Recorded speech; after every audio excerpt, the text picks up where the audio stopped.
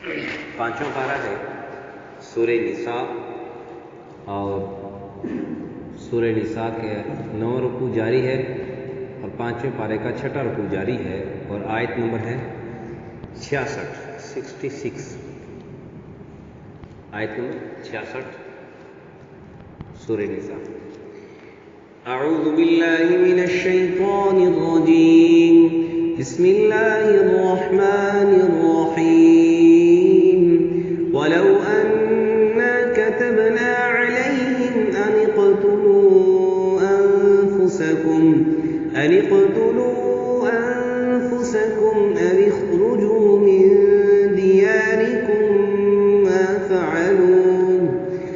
اخرجوا من دياركم ما فعلوه إلا قليل منهم، ولو أنهم فعلوا ما يوعظون به لكان خيرا لهم وأشد تثبيتا، وإذا لآتيناهم من لدنا أجرا عظيما ولهديناهم صراطا مستقيما۔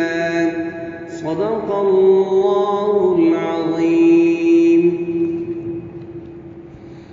ولو، اور اگر، انا ہم، کتبنا حکم دیتے، کتبنا بمانے فرضنا ہم ان پر فرض کرتے، علیہ ان پر، ان اقتلوا کہ ہلاک کرو، انفسکم اپنی جانوں کو، او یا اخرجو من دیارکم، اخرجو نکلو، من دیارکم، من کا معنی سے جاتا ہے، دیاری گھر، کم تمہاری، یعنی اپنے گھروں سے نکلو، ما فعلوا تو ایسا نہ کرتے، الا مگر، قلیل منہم تھوڑے ان میں سے، ولو اور اگر، انہم یہ لوگ، فعلوا یہ کریں، ما وہ، یوعظون جو ان کو نصیحت کی جاتی ہے، بھی جس کے ساتھ، لکان خیر تو یہ ان کے حق میں بہتر ہے، واشد اور زیادہ، بہت زیادہ، تثبیتا ثابت رہنے والا ہو،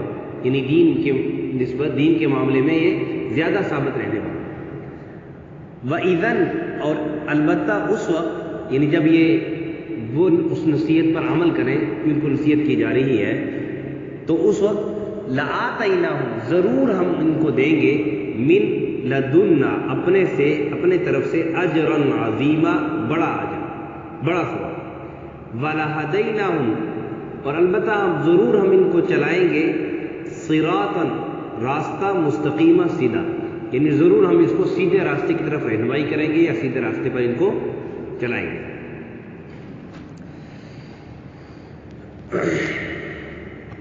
گزشتہ آیت مبارکہ میں ایمان کی 3 شرطیں بیان کی تھیں کہ یہ 3 شرطیں جس کے اندر ہیں گویا وہ ایمان والا ہے، اور اگر یہ 3 شرطیں نہیں ہیں تو اللہ رب العزت نے یہ آیت شروع کرنے سے پہلے قسم کھائی ہے، اور اپنی ذات کی قسم کھائی ہے، فلا ربک، اے محمد صلی اللہ علیہ وسلم آپ کے رب کی قسم، لا یؤمنون وہ ایمان والے ایمان نہیں لاتے، یعنی وہ اس شخص کے اندر ایمان نہیں ہوتا، اس وقت تک یہ ایمان نہیں لائیں گے، ایمان والے نہیں ہوں گے جب تک ان کے اندر 3 شرطیں نہ آ جائیں۔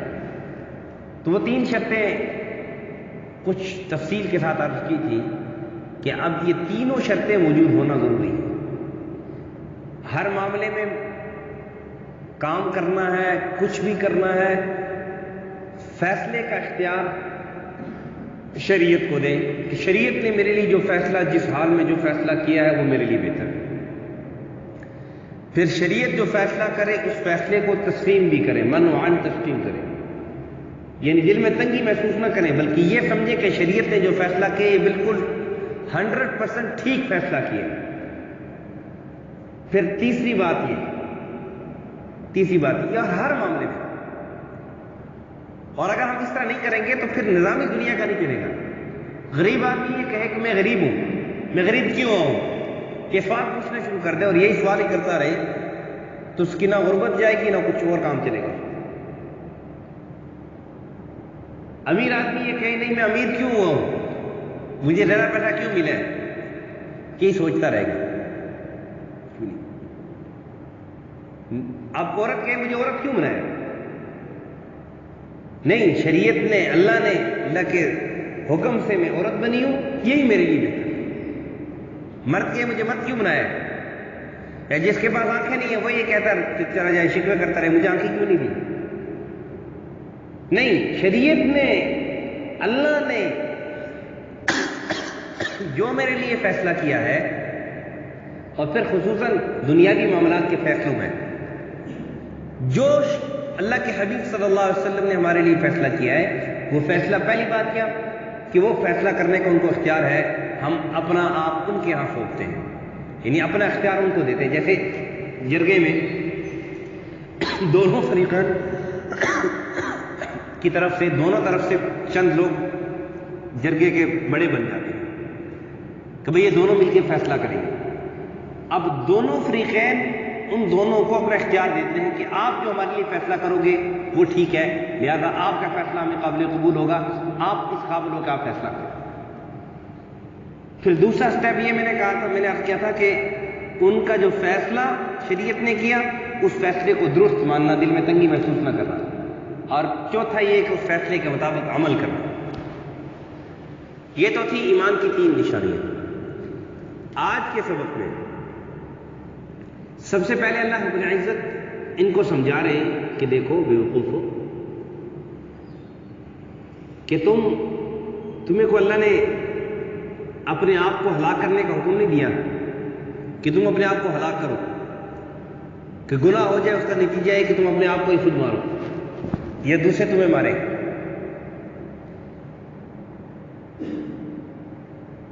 اور جو جہاں تک زنا کے اندر شادی شدہ مرد یا شادی شدہ عورت زنا کرے اس میں جو رجم کا حکم ہے یا کسی دوسرے کو قتل کرنا، قتل کر کے اس کے اوپر جو قصاص کا حکم ہے وہ تو اس کی اپنی زیادتی ہے، اس نے خود اپنے آپ کو اس چیز کا مستحق بنایا ہے.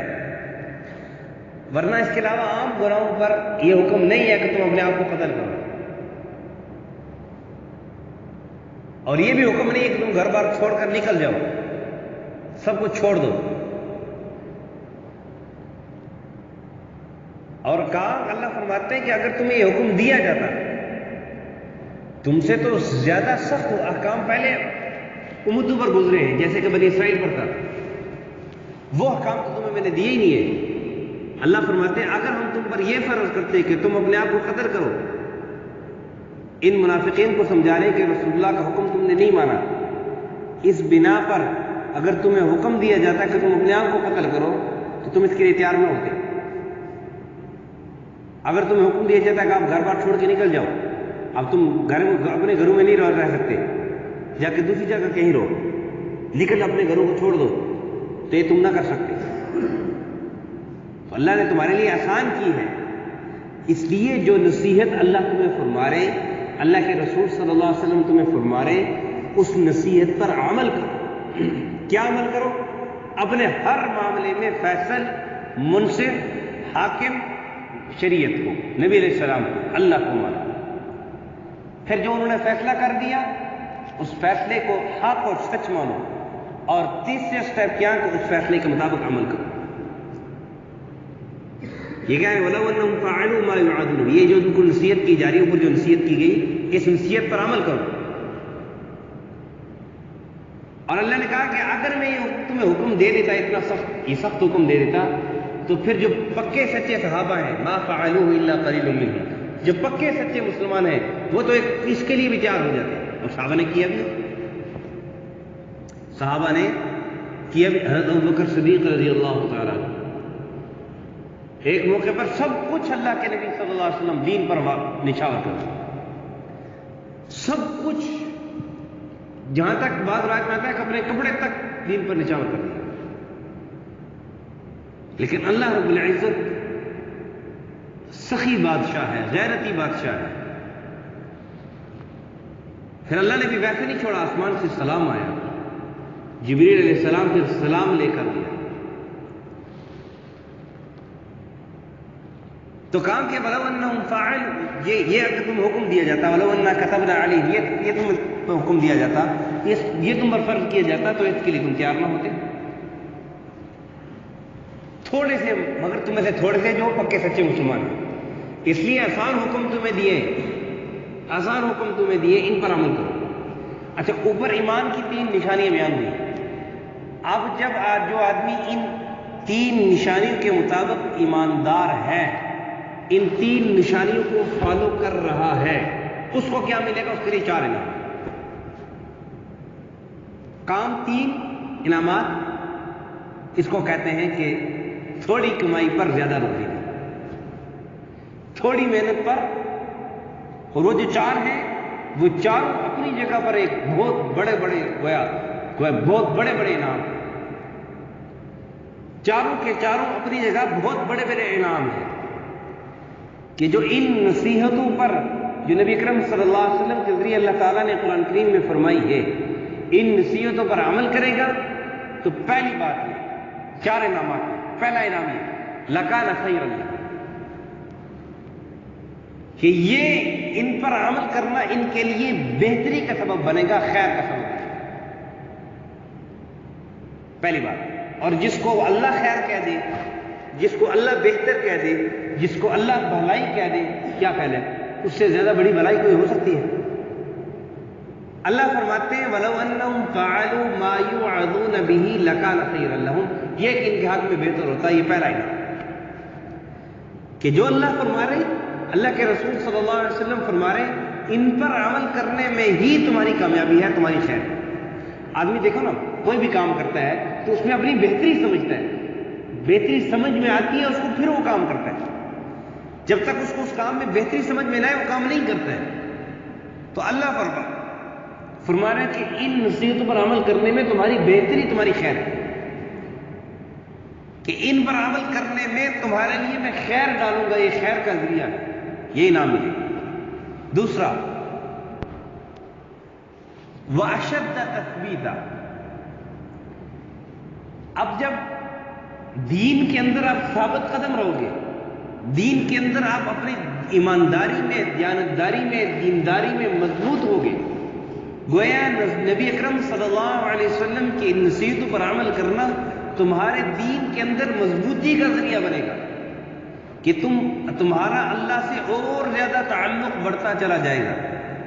ظاہر ہے جو آدمی جتنا دینداری کے اندر مضبوط ہوتا چلا جاتا ہے، اللہ کے اتنے قریب ہوتا چلا جاتا ہے. اور تیسرا انعام یہ کہ وَإِذًا لَآتَيْنَاهُم مِّن لَّدُنَّا أَجْرًا عَظِيمًا، اپنی طرف سے ان کو بڑا اجر بھی عطا فرماؤں. اب آپ کیٹیگری کے حساب سے دیکھ لو کہ ایک چھوٹا منسٹر، عام منسٹر کو یہ کہہ دے کہ میں آپ کو بڑا انعام دوں گا، اس کا بڑا انعام اس کی حیثیت کے مطابق بڑا انعام ہوتا ہے. اس کے بڑے انعام سے مطلب یہ نہیں ہوتا کہ پورا پاکستان اٹھا کے آپ کو دے دوں گا. کیوں؟ جو اس کا دائرہ اختیار ہے، اس کے دائرہ اختیار کے اندر رہتے ہوئے وہ کہتا ہے کہ میں بڑا انعام دوں گا. اس سے بڑا منسٹر اگر کچھ کہہ رہا ہے کہ میں بڑا انعام دوں گا، وہ اپنے دائرے کی حیثیت سے. اب اللہ رب العزت اس کو بڑا انعام کہہ رہے ہیں، بڑا اجر کہہ رہے ہیں. اب جس کو اللہ بڑا اجر فرما رہے ہیں وہ کتنا بڑا ہوگا؟ اس کے بڑا، جیسے اللہ کی دائرہ اختیار کا کوئی دائرہ نہیں ہے، اللہ کے لیے کوئی دائرہ اختیار نہیں ہے، کوئی انتہا نہ ابتدا نہ انتہا، لا متناہی دائرہ اختیار اللہ تعالیٰ کا، جس کی کوئی حد نہیں ہے. اب وہ بڑا فرما رہے ہیں کہ میں بڑا اجر دوں گا. اب آپ سوچ سکتے ہو کہ وہ کتنا بڑا اجر ہوگا. سوچ کیا سکتے ہو؟ انسان سوچنے سے بھی قاصر آ جاتا ہے کہ وہ کتنا بڑا اجر ہوگا. یہ تیسرا انعام. اور چوتھا انعام وَلَهَدَيْنَاهُمْ صِرَاطًا مُسْتَقِيمًا، کہ نبی کے طریقے پر چلنا ہی ہدایت ہے. ایک معنی اس کا یہ، چونکہ پہلے نصیحتوں پر عمل کرنے کے لیے کہا نا کہ ان نصیحتوں پر عمل کرتے تو میں تمہیں سیدھا راستہ دوں گا. یہ ایک ایک کے ساتھ جڑ رہا ہے. تو کیا مطلب کہ نبی اکرم صلی اللہ علیہ وسلم کے طریقے پر چلنا ہی سیدھا راستہ، اس کے علاوہ کوئی سیدھا راستہ نہیں۔ اور جو نبی اکرم صلی اللہ علیہ وسلم کے طریقے پر چلتا ہے، ان کی نصیحتوں پر عمل کرتا ہے، وہی سیدھے راستے پر چلنے والا ہے۔ جو اس سے ہٹ کر چلتا ہے وہ سیدھا راستہ ہے ہی نہیں۔ اور پھر ہر ایک انسان یہ چاہتا ہے کہ میں جس کام میں ہاتھ ڈال وَلَهَدَيْنَاهُمْ صِرَاطًا مُسْتَقِيمًا کا ایک مطلب یہ بھی ہے کہ جس جائز کام میں ہاتھ ڈالے اس کام کے اندر وہ کامیاب ہو، اس کام کو کے اندر رہنمائی اس سے ملے، تاکہ اس سیدھے راستے میں منزل کی انتہا تک پہنچ سکے، منزل مقصود تک۔ اس کے لیے نبی اکرم صلی اللہ علیہ وسلم کی نصیحتوں پر عمل کرو گے، اللہ فرماتے ہیں میں ضرور تمہیں سیدھا راستہ دوں گا۔ اور وَلَهَدَيْنَاهُمْ، صرف دکھاؤں گا نہیں، یہاں پر چلاؤں گا۔ ایک ہوتا ہے کہ کوئی آدمی یہ کہے، ایک ہوتا ہے اراءۃ الطریق، ایک کو کہتے ہیں ایصال الی المطلوب۔ اراءۃ الطریق یہ ہے کہ کوئی آدمی مجھ سے پوچھے کہ CP1 کا مثال کے طور پر کون سا راستہ جاتا ہے، میں اس کو کہوں یہاں سے باہر نکلو، آگے ایک چوک آئے گا، اس سے آپ تھوڑا سا لیفٹ ہو جاؤ، پھر سیدھی روڈ جائے گی، اس روڈ پھر چوک آئے گا، وہاں سے آپ رائٹ ہو جاؤ، پھر گول چوک آئے گا، وہاں سے آپ پھر لیفٹ ہو جانا، سیدھا آگے جاؤ گے CP1 آ۔ میں یہاں بیٹھے اس کو ڈائریکشن ساری دے رہا ہوں۔ اس کو کہتے ہیں اراءۃ الطریق، راستہ دکھانا۔ ایک کو کہتے ہیں ایصال الی المطلوب، کہ کوئی آدمی مجھ سے پوچھے کہ بھائی CP1 کہاں ہے، میں یہاں سے اٹھا اس کو ساتھ لے کے گیا اور جا کے CP1 پہ چھوڑ کے آیا۔ وَلَهَدَيْنَاهُمْ صِرَاطًا مُسْتَقِيمًا، سیدھے راستے پر اللہ چلائیں گے، جو سیدھا راستہ بالکل سیدھا راستہ ہوگا کہ یہاں سے بالکل گویا جیسے سامنے نظر آ رہا ہے، کوئی آدمی مجھے یہ کہے کہ میں گیٹ تک جا رہا ہوں، گیٹ کی طرح دروازہ کھلا ہو، اس کو یہ سامنے گیٹ ہے، کہ اس راستے پر چلنے میں کسی کمی کی، کوتاہی کا، گمراہی کا اندیشہ نہ ہو، اس کو کہتے ہیں صراط مستقیم۔ تو اللہ کے نبی کی نصیحتوں پر عمل کرو گے تو اللہ 4 انعامات دیں گے۔ یہ 4 انعامات، اللہ سے دعا ہے کہ اللہ ہمیں حقیقی معنوں میں اللہ کے حکم، پیارے حبیب صلی اللہ علیہ وسلم کے طریقوں پر چلنے کی توفیق نصیب فرمائے۔ وَلَوْ أَنَّا كَتَبْنَا عَلَيْهِمْ أَنِ اقْتُلُوا أَنفُسَكُمْ، اور اگر ہم ان پر فرض کرتے، ان کو حکم دیتے کہ اپنے نفسوں کو ہلاک کرو، أَوِ اخْرُجُوا مِن دِيَارِكُمْ، یا اپنے گھر چھوڑ کر نکلو، مَا فَعَلُوهُ إِلَّا قَلِيلٌ مِّنْهُمْ، تو ایسا نہ کرتے مگر ان میں سے تھوڑے۔ وَلَوْ أَنَّهُمْ فَعَلُوا مَا يُوعَظُونَ بِهِ لَكَانَ خَيْرًا لَهُمْ، اور اگر یہ کریں وہ جو ان کو نصیحت کی جاتی ہے تو ان کے حق میں بہتر ہو، وَأَشَدَّ تَثْبِيتًا، اور زیادہ ثابت رہنے والا ہو دین میں، وَإِذًا لَّآتَيْنَاهُم مِّن لَّدُنَّا أَجْرًا عَظِيمًا، اور اس وقت البتہ ہم ان کو دیں گے اپنی طرف سے بڑا اجر، وَلَهَدَيْنَاهُمْ صِرَاطًا مُّسْتَقِيمًا، اور چلائیں گے ان کو سیدھے راستے پر۔ الحمدللہ رب العالمین، والصلاة والسلام على أشرف الأنبياء والمرسلين وعلى الملائكة المقربين وعلى عباد الله الصالحين۔ يا رب لك الحمد كما ينبغي لجلال وجهك وعظيم سلطانك، اللهم احفظنا من كل بلاء الدنيا وعذاب الآخرة، اللهم إنا نسألك العفو والعافية والمعافاة الدائمة في الدين والدنيا والآخرة، والفوز بالجنة والنجاة من النار، اللهم لا تقتلنا بغضبك ولا تهلكنا بعذابك، وعافنا قبل ذلك، وصلى الله على النبي الكريم محمد وعلى آله وصحبه۔